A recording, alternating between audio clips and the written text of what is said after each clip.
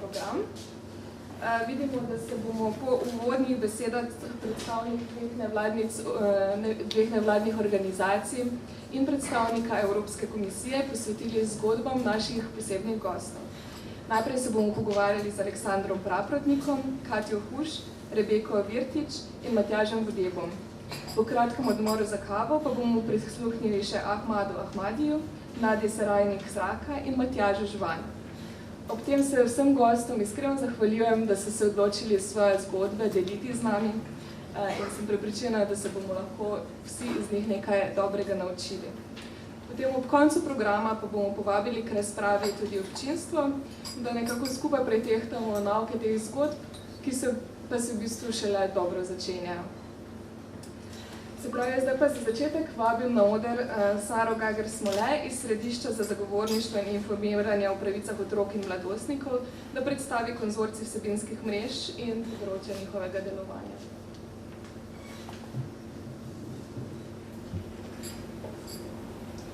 Lepo pozdravljeni vsi skupaj. Hvala, da ste danes prišli. Moje ime je Sara in vas lepo pozdravljam v imenu konzorcija vsebinskih mrež nevladnih organizacij Slovenije. Če gremo čisto na začetek, konzorcij vsebinskih mrež. Kaj so vsebinske mreže in kaj je pravzaprav sploh konzorcij? Vsebinske mreže so mreže nevladnih organizacij, ki delujejo na istem vsebinskem področju. Če preletimo samo nekatera področja, na katerih delujemo, vseživljenjsko učenje, zdrav in zdrav življenjski slog, izobraževanje, prostovoljstvo, urejanje prostora, otrokove pravice, rekreacija v naravi, šport, razvojno sodelovanje in razvojna pomoč, deinstitucionalizacija, socialna vključenost, informacijska družba in tako naprej. Kot vidite, pokrivamo široko paleto družbenih dejavnosti, ki najverjetneje brez našega delovanja ne bi bile tako razvite in bogate, kot so, nekatere sem prepričana, sploh ne bi obstajale, vsaj ne v tako organizirani obliki. A raznolikost našega delovanja ni edina stvar, ki nas povezuje. Povezuje nas tudi skupni cilj. Vse vsebinske mreže delamo za zadovoljstvo končnih uporabnikov. Da pa lahko razvijamo naše storitve tako, da so naši končni uporabniki čim bolj zadovoljni, pa se moramo neprestano izobraževati, rasti in ne nazadnje obstati.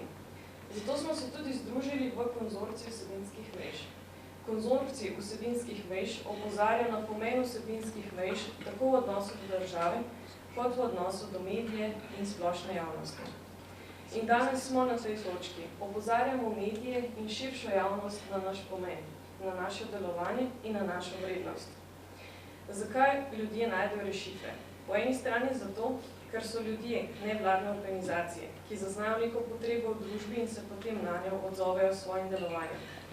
Na drugi strani pa so z nami ljudje, ki so dejansko našli rešitev v nevladni organizaciji in so danes prišli, da vam predstavijo svojo zgodbo. V imenu konzorcija vsebinskih mrež nevladnih organizacij se jim zato najlepše zahvaljujem. Hvala.